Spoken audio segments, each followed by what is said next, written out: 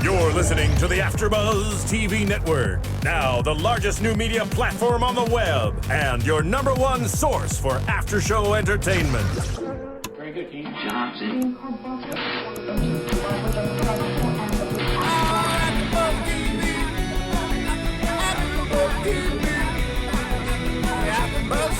the AfterBuzz Studios in Los Angeles, California, presented by Maria Menounos and Bing.com, and streaming live thanks to Akamai Technologies, this is AfterBuzz TV's Scandal After Show.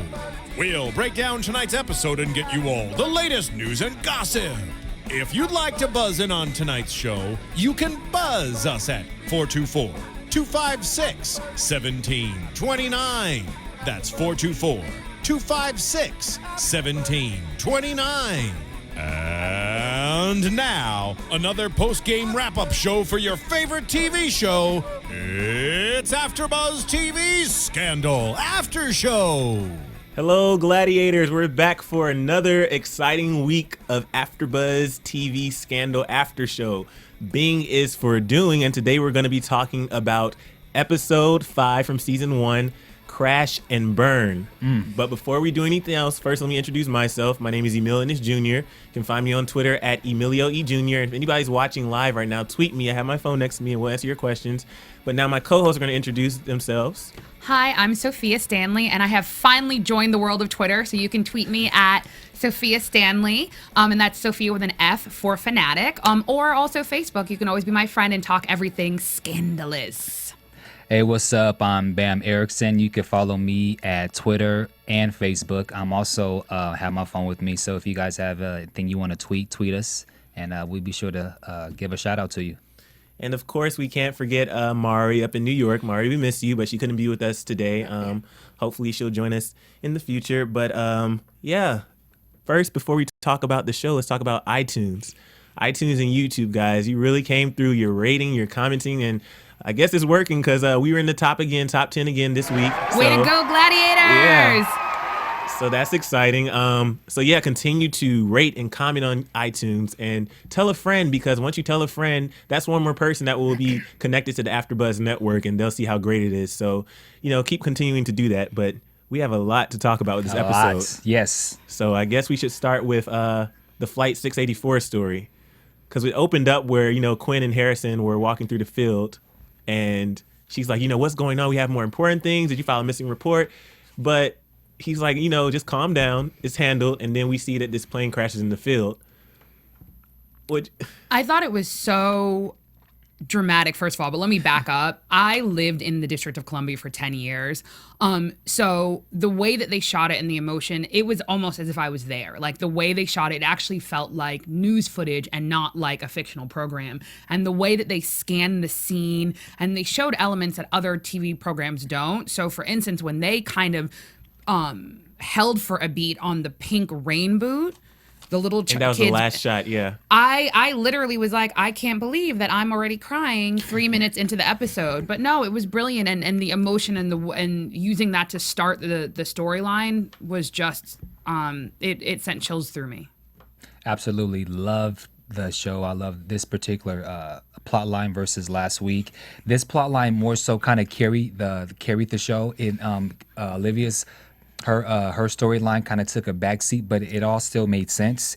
And so there were so many elements in regards to this whole pilot thing. It was just amazing. I think what I enjoyed too is for the past couple of weeks we've had like the Madam, we've had the rape case, we have all these different cases. The dictator. Yeah. With this case, it wasn't like the stories were competing. Like it felt like we got enough attention from both of them. They weren't like overlapping to the point where we felt confused or overwhelmed or we cared more about one story over the other. Like they were perfectly balanced. I felt this was a really nice balanced episode. And what I also like was the fact that within this storyline we were able to get more into the characters, like with Columbus Short and Huck. Man, but we're gonna get on him. Huck is gonna get his own segment. But no, and I agree with you. And I think that also it showed you a little bit of the inner workings beginnings of a crisis. And just the fact that, given that the Pilots Association didn't let Olivia speak first and they somehow thought it wasn't that big of a deal, that was astounding to me. But more importantly, the pilots representative didn't even take a moment to recognize that, a little under 200 people had just died. He was like, okay, cool. Well, we have a press conference set up. It's nice to meet you. Like, he was actually gushing, like he was having a celebrity moment, like, oh my God, I get to meet Olivia Pope.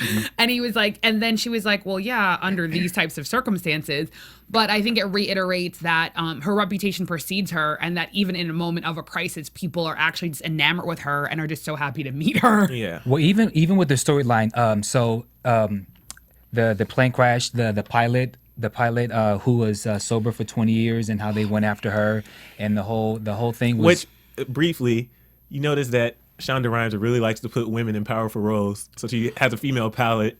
I agree. yeah. I Female agree. VP. You I met the agree. VP. I agree. But I think that also too, what she's also showing is that even though she has women in powerful roles, she also shows that the fact of their gender is still going to be played against them. Yeah. They're still going to think that a female pilot, even though she had 16,000 hours of flight time, that she'd obviously served her country, she had been in the military, that their first instinct is going to be that she panicked. And that if in fact she had been a male pilot, they may not have jumped to the conclusion that she panicked as quickly as they would have if she wasn't a woman. But is it because she's a woman, or because they were trying to save their butts? Both. Yeah. It was just, they were trying to save their butts, but it was easier because she was a woman as well. And, a lot of people have their own perception of female pilots in this day and age. And they immediately went after her because she was a former alcoholic, and Right. she's been sober for 20 years. Which we found out from her husband. Right. Yeah, but one of the things that I thought was interesting is the other pilot that didn't show up the night before. Oh, the flight attendant, yeah. Her name was Carla, and so when they confronted her and they went to speak to her, she acted as if she didn't know that any of them were dead. But when you look in the background, you could see that the. Well, I think what that was, she was sick because she said she had called out sick. So I think She maybe was hungover. Yeah, she was hungover. I think maybe when she got there, Abby might have said, you need to turn on the news, because by the time we got there, they were sitting down talking. Right. So that's what I'm thinking. I agree. I think she because, as we learn, it was her birthday. That's the reason that they were celebrating. The reason she called out was that she was hungover. And when she opened the door for Abby, that was probably the first moment she had even woken up. And I think that Abby needed to turn on the TV in order to show her that this is real. Because, I can't even imagine what that would feel like. Simply because it was her birthday and she was hungover and she called out is the reason that she's now alive, and that her, 7 other fellow employees are dead. I think that, Abby had to kind of slap her in the face, and that's probably funny, what she was since doing. we're talking about Abby, the way she just kept scooting a little tissue box over. Did you see her? I was laughing so hard. She was like, I don't really care, but here you go if you need it. So No, she's such a pragmatist. Abby really is one of those people, and I think that's why last episode was so amazing, seeing her actually get emotional, because Abby really isn't an emotional person. She's very pragmatic, and she kind of was like, I need to get the information I need to get. I'm really, not really concerned with the fact that you're upset. So, I'll give you a tissue, but I need what I need, and then I'm gonna be happy when I leave. One other thing in regards to the story is when Columbus Short's character went to confront Phyllis. at the end, that was really sad. For me, that really hit because, she basically, like she said, she had 2 jobs that was put into one, which happens a lot of time in corporate America. Especially now with the recession and the economy. With the recession, it's been going on. I remember when I worked in radio, where we were doing 2 jobs for one person, and they pay you a couple dollars. So the question for me is, like, I felt bad for her, but it's like.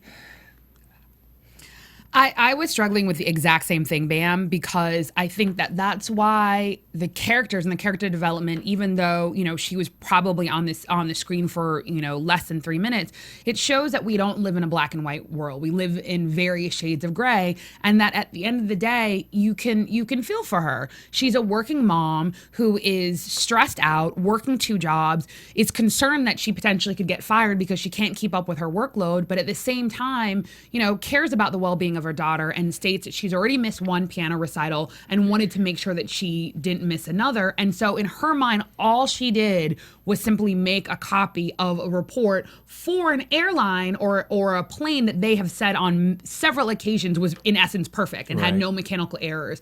But then for her you could feel how she felt, that she truly felt that she was responsible, responsible. for these deaths. She felt like a quirky family member, and she was just sitting there, and I just felt so bad for her because she was so genuine with it. And she was like, he came to her, and she was like, I know what you're here for, basically. Do you feel that it was her fault? I mean, Definitely, yeah. definitely, but I don't think with malice. And I Yeah. think that's also what is the essence of Scandal. And that's why Scandal is so amazing. Everyone has something either about their past, i.e. the pilot and being an alcoholic, or everyone makes a mistake or a misstep. But I think the most important thing is how, when you make a mistake, what's your intention? And I think that when, the airline employee made the decision, her intentions were pure. Her intentions were good. It was simply, to keep her job and to be a good mom. And so I think that's really the underlying story, as well as the fact that no matter what you do in life, if you have a misstep, someone will potentially try to use it against you, even though the pilot had been sober for 20 years. Mm-hmm. People saw what they wanted to see in that bartender who, in essence, lied or remembered incorrectly because of the news. Yeah.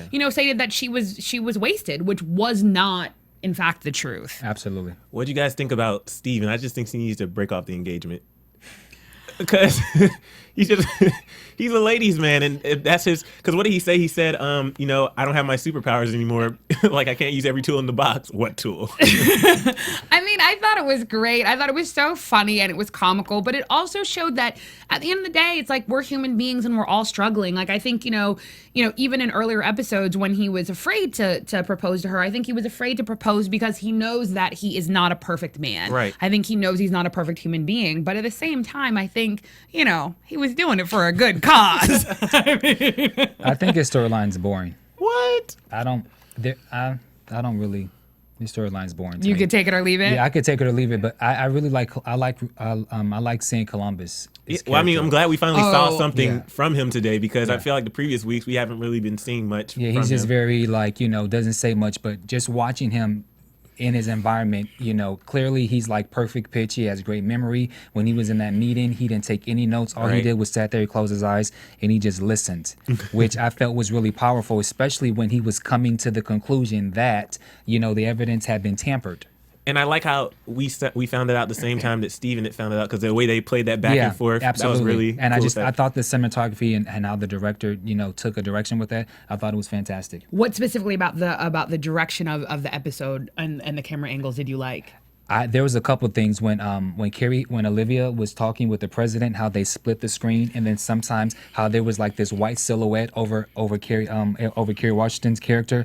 I thought it was brilliant when Huck was having his moments. He had a nice little silhouette, and then when Columbus was having his moment, when he was coming to the conclusion, coming up with when he had the.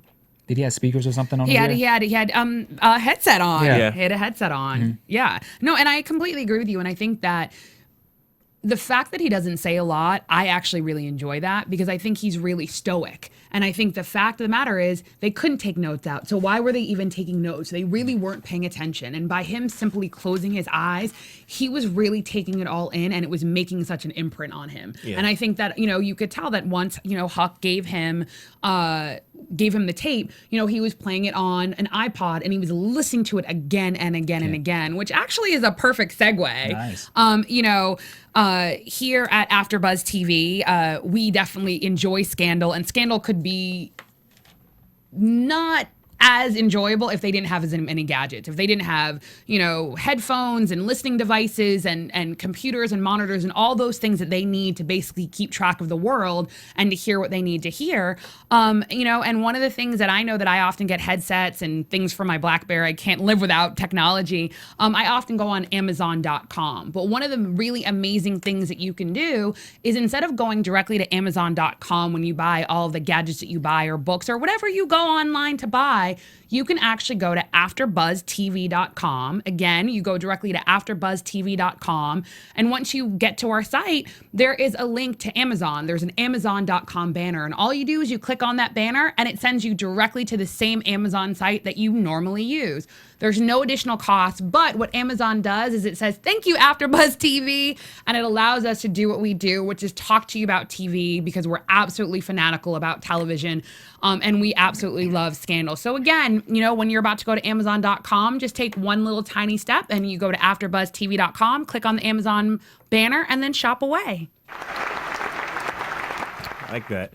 So the Flight 684 story, like we've stated, was definitely one of the better storylines, I feel, because like it moved so smoothly. But we got to see a different side of Huck this week. And we got to learn so much about him. So much. I heart Huck. I fell in love with him this episode. I'm going to let other people talk first because I'll go on for a little bit too long. I love him. I'll let you start. And he scares me. Go ahead. He was quite scary, but I loved. You could tell that he's very complex. There's history behind his past, and so it kind of like he felt it haunts him a little bit. So I like the scene where he had that guy laying down naked, getting ready to just. I had to like literally turn my eyes. I had to turn away. Yeah. Yeah. So I'm not the only scaredy cat, but there's something I don't like to see blood in people's necks, and so like as soon as I saw the little the drill thing that he had, as soon as I saw it, I was like, oh no, I can't see it. I was like, I had to fast forward because I knew what was happening, so I had to fast forward it. I just couldn't watch it. Well, let's recap. So he's going through the security footage. And he sees this guy, and I didn't know who he was. Actually, you know what? Let's back it up. I mean, Huck technically opens the episode. Oh yeah, because they were searching the house. They're searching at Olivia's apartment, and they're surveying whether or not Amanda ran away or if it was a crime scene. Right. And he so succinctly assesses that not only is it a crime scene, but how the crime scene happened, almost as if he was there, and even gave a time frame. Right. And then when Olivia looks at him and asks, kind of almost as a guttural response, "How do you know?" He so matter-of-factly says, "Well, it's how I would do it." Right. And I was like, what? And that's when later on in the episode, we see how he knows. But so then we go on and he sees this guy in the security footage. And I'm like, who is, I was confused. Who is this guy? And Me then too, all of a I was sudden, confused at right. first, The too. very next scene, we're introduced to Charlie. Is Huck really your name? Like Huck Finn? Like he was such a douchebag. And so God, it was just so good. No, and I mean, I think, and it was one of those situations where, the minute he saw the face, he obviously recognized the guy in a way that was very familial. Right. And then, when you, just like you said, that you go to the diner and then you see the two of them and they're almost, it seems like Charlie's trying to banter with him as if they're old friends, but Huck is very still in the moment, in the same point that this isn't funny. Yeah. I'm coming to you because obviously at one time or place, we knew each other in a very intimate yet scary way. I need information. And I think that even though Huck, we're going to see, had to do certain things that Huck may not have wanted to do, I definitely feel like Charlie taunting him and speaking down to him in the manner that he did, Like pushed him, because just I think pushed him over the edge. Because I think it started to turn on that button that Huck had turned off for so long, and it allowed him to get back into that character because he was mocking him. Yeah. Charlie was mocking him. He was mocking him. And obviously they have some kind of past where clearly he's like, okay, payback. Completely. And I think the worst thing that he did was, right as he was leaving and he touched him on his shoulder and he was like, shh, no, not Charlie Brown, Charles Manson. Well, then he was so cocky because then when he was walking, I don't know if you noticed this too, he like rubbed the little kid's head like I'm badass. But another thing I noted, did you see that? Yeah, I did. But I was gonna say, speaking of cocky, Cyrus. Wait, we gotta finish up. Yeah. We gotta finish I'm up. so in love with Huck. Huck needs his own. We gotta just stay on we Huck gotta for a finish him while. because But we'll remember that. Another thing was Olivia, like really, she knew how tough it was gonna be for him to do that. And when she asked him, she was like, are you sure you can do this? And he was like, I'm down for it.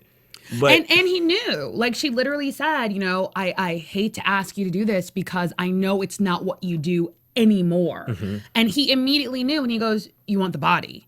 And then the fact of the matter is the way that she said, if you can't handle this, if you need to be reeled in, call me and I'll come get you. Right. You could feel that she knew the emotional toll it was going to take on him. And I think that because of the dire, the seriousness of the situation, she knew she basically had to ask a friend to do something that otherwise she wouldn't ask a friend If to I do. close my eyes, I could swear you are Kerry Washington right now. Oh my God, thank you. I think I'm having a dork moment. Oh my God, Bam is my new best friend. Thank you. No, because when Olivia, the way she speaks, she's so profound the way she speaks. And the way she speaks, you clearly get what she's saying. Like the compassion in her voice is very special. It's very profound. Like when she was speaking with Quinn, which I'm sure we're going to talk about with Amanda Tanner. When she checked her, she gave her that look that I was talking about last week. Yeah, she kind of gave her that look, and then but we'll talk about that. Yeah, and then I think that when we move from the scene at Olivia Pope and Associates, and then all of a sudden you have a shot of Huck staring at a fishbowl. He just turned it on. And then all of a sudden you hear in the background, you hear the door open and he just so calmly gets up. And then we basically go to chaos, mayhem. It was amazing, amazing television, because I think that he was really speaking to this guy, not to speak to the guy, but he was speaking to the Huck that he had left behind. And he really was actually having a conversation with himself. And so he was really saying, like, do you know what the government has done to me? The government recruited me at such an early age. They made this sound fun. And then when he switched and he said, but what's worse is it becomes fun and you start to enjoy it. And so that's what I'm he going to says. He's gonna enjoy that. Get his little high. And the fact of the matter is the fact that he then kept reiterating how much the government had taken from him, but then to literally articulate that they took so much from him that he was homeless on the subway begging for change, and that's where Olivia found him. So just like a junkie, he's going to have to make this high of torturing Charlie last as long as possible. It was so good. It was profound. It was profound because he's an assassin, and that's his drug of choice. It was scary. That joke was so corny though that Charlie made. Once you go black, you never go back. Yeah. Black Ops. I was like, boo. I almost did feel bad for him when he was getting tortured. I know, seriously. And then at the end, when Huck was talking to Olivia, saying about Amanda, he said, she didn't suffer. Oh my, that was Which leads us into the whole Amanda Tanner thing. completely no. She's dead, and we were surprised. I was surprised. Were you surprised? I was very surprised that I was expecting more. I thought this was gonna prolong more, and for the fact that she's dead. The thing was, I think the issue, or not the issue, the smart move on them was the creators of the show.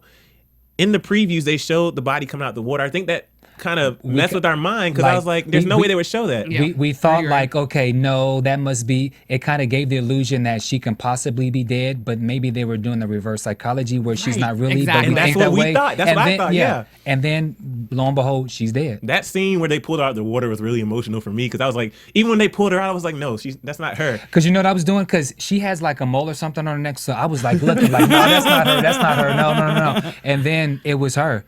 It was...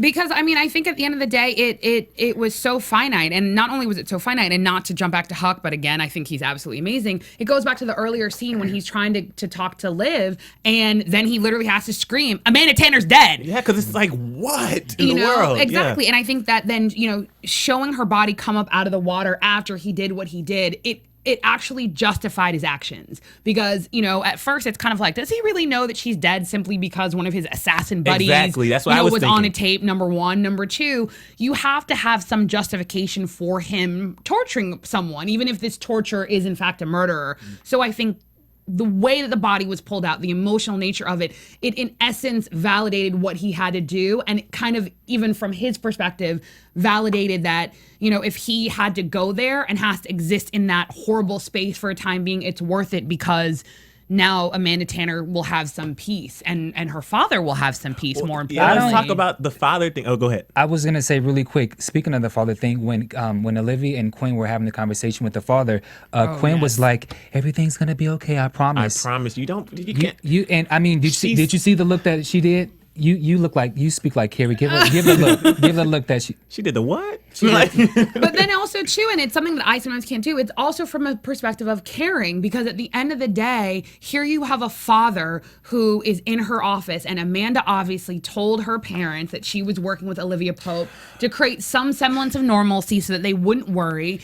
And Olivia basically feels responsible. She feels responsible for the entire occurrence to a certain extent. She should Which have is said why to the she father asked for the proof. But she should have said to the father something to the effect of, "We're doing everything in our power to make sure that we find out what happened to Amanda," or something like that. Don't make a promise where everything's going to be okay, because everything's not going to be okay. But that's also because she's young, she's inexperienced, Exactly. and she doesn't. She's still kind of a What is her chicken story? head. We still don't know her story though. Because why? And then the reporter, she shows up. Oh, yeah. she She shows goes to up at the Gideon. end to be all vulnerable and get the hug, and they're probably gonna have. She's a chicken head. Cluck, cluck. I'm sorry. Chicken head. Oh my god. I actually have to concur with the chicken head comment. No, I think it's just like, Quinn is really naive, and I think that there's often times that she's not understanding what's going on, and she's not looking and listening with all of her eyes and ears. She puts her emotions first. Completely. And it's funny because even though I, just jumping back real quick, didn't originally think that Amanda Tanner was dead, after I think 2 episodes ago, we were actually talking off air. And again, I lived in the District of Columbia for 10 years, and I actually was surprised that Amanda Tanner was still walking around. So I say that to say that she herself should know the seriousness of what's going on. And at the end of the day, if Amanda Tanner is gone, she's really gone.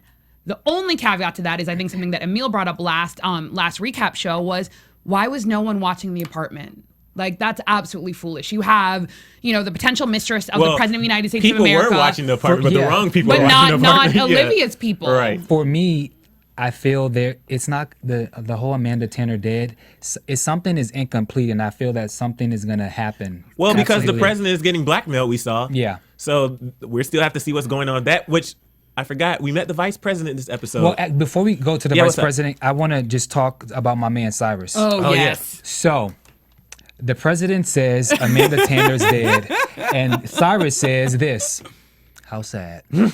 Just like that. How sad. And went right on about his business, and you got 120 people who did. Now that's sad. His reasoning was right, though. I mean, it was, but he's hard. He's hardcore. Like, I love Cyrus. But it goes back to, he just wants to see the administration succeed. And here's the president caring about this girl who's trying to bring the administration down. He's saying, there are important things you need to focus on besides this little girl who wasn't even pregnant with your baby, he doesn't know that yet. Right. But. And was trying to bring down the free world. I think that's the thing. Today was the only time that, even though I thought cold as ice, his reaction to finding out that Amanda Tanner was dead, this was the first time I actually felt for Cyrus. Yeah. And I felt for him the standpoint that, if you look at the situation from a pragmatic perspective, here you have an individual whose sole motive was to bring down the president, not from a personal perspective, but a professional one. And bringing down the president of the United States of America is similar to bringing down America, is bringing down a sense of democracy and stability and normalcy. And so I think that's how Cyrus views it. So in his mind, he's like, no, the situation's been handled. It's good news. Let's move on, because we still need to run the United States of America. And then before we go to the vice president, the wife. Oh yeah. That role where she asked the 2 secret men, would you kill would you take a bullet for the president? Would you take a bullet? I feel that, it's good to see the president normal and having feelings, but it's kind of weird seeing the president seem so normal, or he sometimes doesn't seem like he's in control. Well, he's been off his game this whole season, and he's having doubts, and things just doesn't seem to go are going wrong for him. And then you have the wife who's basically telling him, stop being a punk. That's exactly what she's saying, as well as the fact that you can tell that there's a certain level of... And I feel she has motives, by the way. Oh, completely. Yeah. There's a certain level of intimacy that's lacking in the relationship. There's a lot that he doesn't discuss with her. And I think that her scenes are pivotal because basically, even though they seem incongruous, she's basically saying what he's thinking or answering a question that he hasn't asked yet. So basically, she's saying, I know what's going on. You're scared. You're scared that Amanda Tanner is dead. There is no one who basically wouldn't go to the ends of the earth for you. Right. And that's what was important about that scene, even though he hadn't communicated any of that with her. That was why it was necessary. Which, when she said that, it makes me wonder, is she somehow involved with Amanda Tanner's death? Possibly. Because I understand she understands what he's going through, but when she said that, there's no one in this building who wouldn't go to extremes for you, it's just like, wait a minute. It was totally something. It was too direct. Like, she knew Absolutely. exactly what was going on. I agree. And, a lot of times people think that women don't know when their husbands are cheating. They do know, but they choose to pick their battles of when they're going to say something about it. And she's plotting in her head. Obviously, she can't leave him because she will be doomed to divorce the first to be the first lady to divorce the president. So I feel like she's plotting in her head. She's definitely plotting. Something's, she's gonna come out on top in some shape, form, or fashion. Absolutely. Well, I know you said the president seems like he's off his game, but let's talk about the scene where we meet the vice president. He goes and addresses her because he was on point right there. I He agree. I think he woke up. He put her in check. Like, I thought she's kind of old for the vice president. No, but I think it actually makes sense. You know, I think one of the amazing things about the show is I think is very realistic. I love the fact that they even make references to past presidents. And if you think about it from a political strategy perspective, you have a very young Republican who leans a little bit to the left, right? Mm-hmm. So if you're building a team and you're trying to make sure that you're securing the full Republican GOP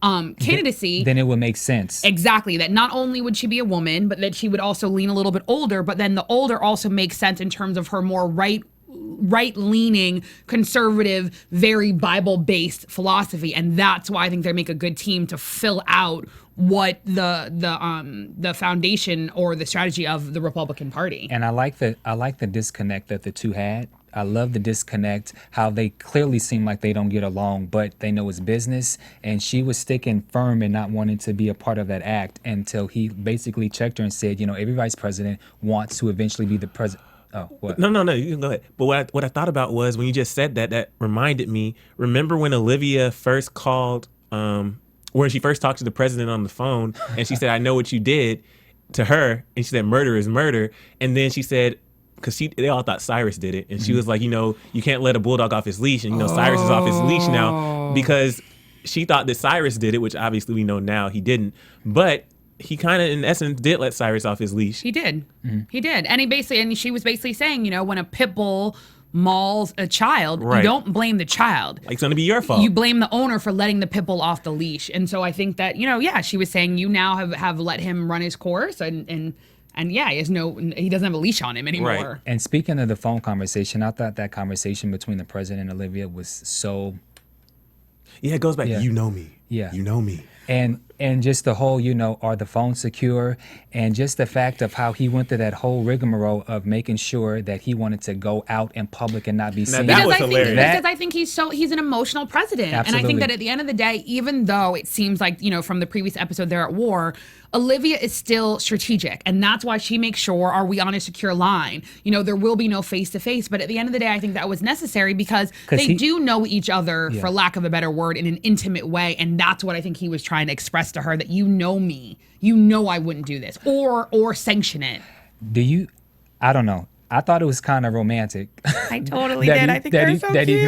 That he showed up and knocked on the door. I thought that was romantic. I'm sorry. Before we even talk about that, though, I was laughing because the two Secret Service men, when they were like, as soon as he left, he was like, just like 43.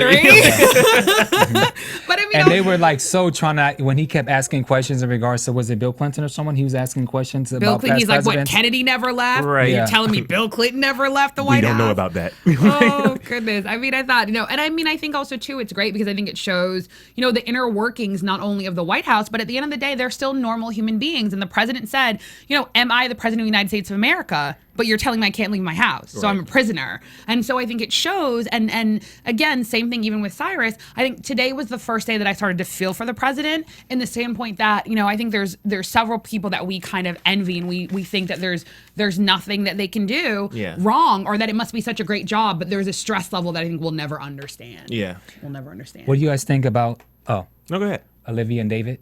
I love it because oh my goodness, they were sharing the white hat by the end of the episode. I totally agree. I think we need to hold that. I think we actually need to go to commercial and then we'll talk about it because I don't want to even have to be thinking about anything else. All right. AfterBuzz TV. Hi, I was once like you, a lazy, angry loner whose only joy was watching TV and surfing the net.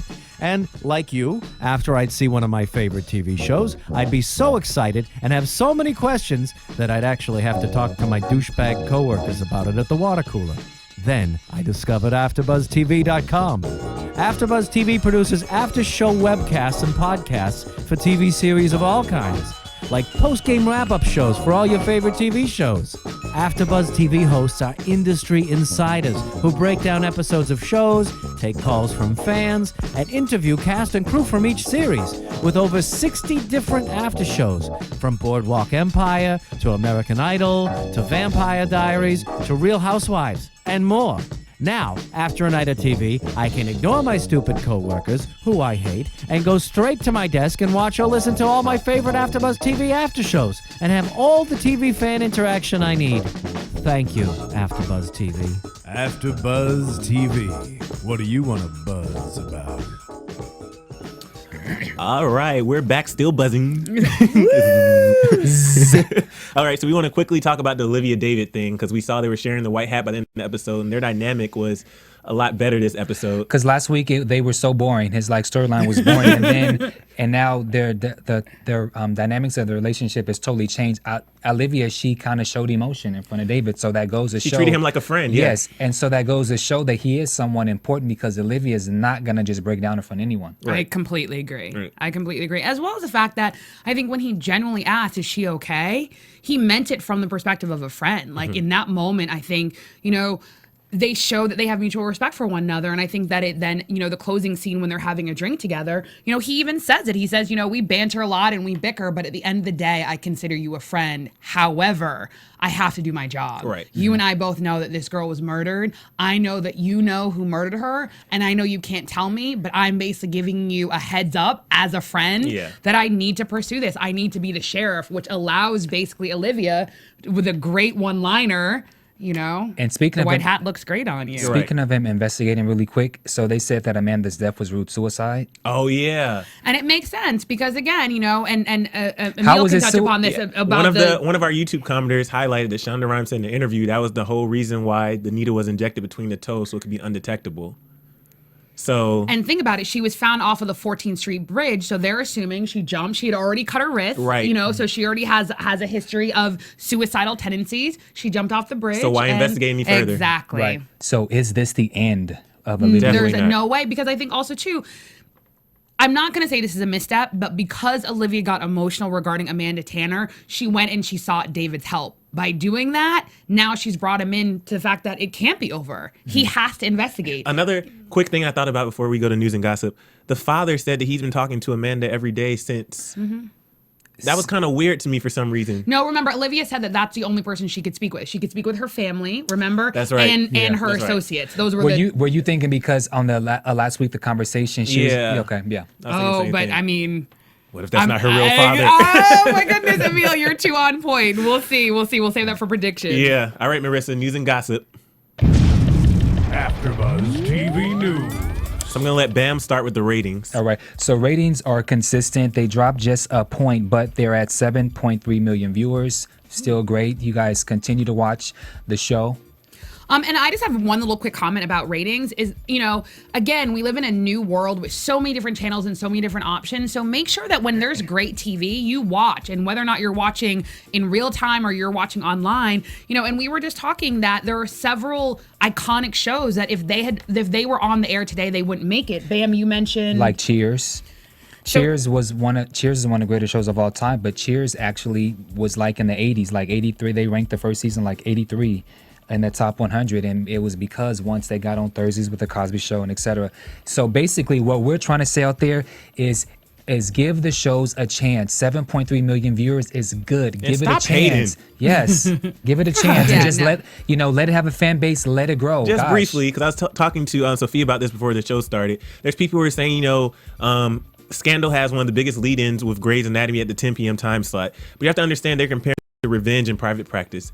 Private Practice has been on for years, so the fact that Scandal's getting the same number of viewers as Private Practice, that's not an insult. That means that Private Practice has lost a lot of its viewers. So stop insulting Scandal. Same with Revenge. Revenge had all that summer promotion last year. They started in the fall. Scandal is this show that started mid-spring, Easter weekend. Easter weekend is when it started, so it already started low. So let's stop hating on our show, our favorite show. Yeah, and also too, I honestly think that Scandal is an amazing show because it's its own show, but I would literally compare it to a cross between 24, Alias, and West Wing. All great and shows. You cannot get better than that mix. Right. Absolutely. So watch online, watch on Real TV, watch and tell a friend. Well, a little more news. So the White House Correspondents' Dinner was this past week, I believe. And I have a shot of, can you see this, Marissa? The shot of Carrie? Absolutely beautiful. She was, and it was funny because people were asking if she was going to wear that same white gown. White gown. And she from tweeted the about that. dinner. She says, no, guys, I'm not going to wear the white gown. So, can you see it? Perfect. We got it. And then the last bit of news that I have, Tony Goldwyn has been... Tell that he plays the president. Oh, yeah, the president. He actually is going to be... Sorry, the internet's going out here. But he's actually going to be directing and producing a new pilot on AMC. And it's going to be a criminal type show. I wish I could have my iPad act properly right now, but it's not. So congratulations to that. Yeah, congratulations to him. What, then- go ahead. We have some people that's been tweeting. Oh, Yeah, so let's hear the buzz on the street. I said I would give a shout out to Gladiator in Pajamas. I promise you I'll give a shout out because they consistently tweet about our show and they always have celebrities from the show tweeting to them. So I told you I would give you a shout out. So here's your shout out. Gladiators in Pajamas. I like that. Gladiators in pajamas. I got a tweet from a coworker I work with. His name is Anton. And I'm going to put him on blast because he says that you are fabulous. Oh, but Bam's still my favorite. And he says you're cute. Oh. I'm just saying. No, but Emil I'll is take it, very though. handsome. Emil, doesn't he kind of look like Columbus Short? Just saying. Columbus Short, you need to come on the show. Yes, please come. Any more buzz on the street? Any more tweets? Any more fans Yes, talking about I stuff? want to highlight but quickly all the people on YouTube have been leaving comments because Bam, they actually responded to some of the things you said and some of the things I said.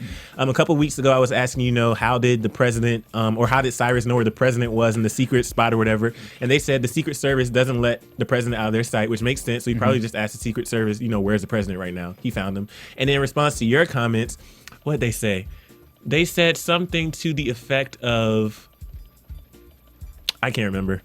Check on YouTube, though. It's good. Definitely. And you guys, obviously, as you know, Scandal is literally the best, 42 minutes of TV or 47 minutes without commercials. 42. So we cannot really, in essence, do it justice on a 55-minute recap show. So again, tweet us, Facebook us, at AfterBuzz TV, or on iTunes, on YouTube, and comment because we'll literally continue this discussion, And you guys have been offline. doing so great with Yeah. the comments. Yeah, And we then- love it. And then also follow some of the stars on Scandal and tweet to tell them them and about tell us, them, yeah. yes, tell them to come on AfterBuzz TV and We come need be them a on the guest. finale. We're going to get Absolutely. somebody on the finale, hopefully. I'm not making any promises like Quinn. but we're it gonna maybe try. is a prediction. Let's go to predictions. Yeah.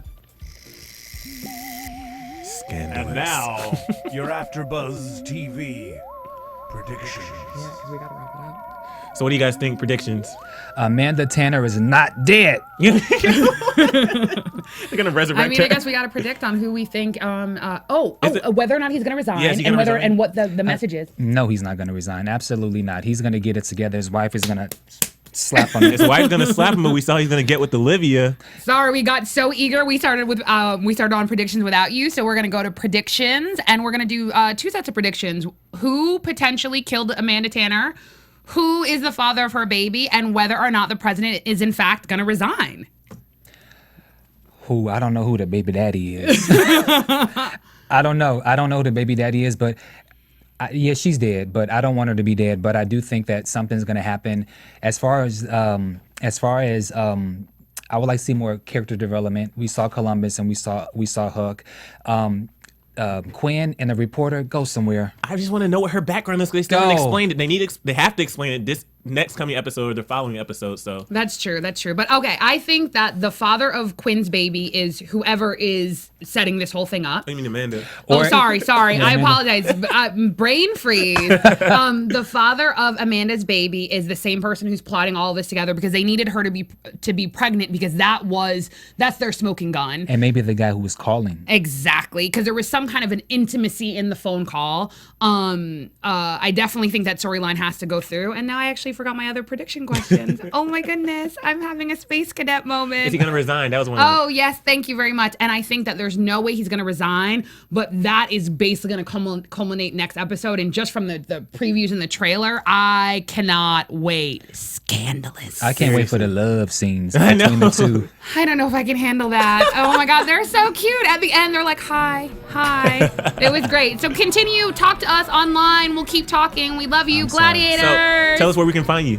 Oh, you can find me at Sophia Stanley. It's my new Twitter handle. Again, Sophia with an F, fanatic, Sophia Stanley. Bam Erickson, Twitter or Facebook. And for me, at Emilio E. Jr. and ChasingLA.com. We love you guys, gladiators. Bye, gladiators. From Bing.com, executive producers Maria Menounos, Kevin Undergaro, Phil Svitek, and the entire AfterBuzz TV staff, we would like to thank you for listening to the AfterBuzz TV network. To watch or listen to other after shows and post comments or questions, be sure to visit AfterBuzzTV.com. I'm Sir Richard Wentworth, and this has been a presentation of AfterBuzz TV. Buzz you later. The views expressed herein are those of the hosts only and do not necessarily reflect the views of AfterBuzz TV or its owners or principals.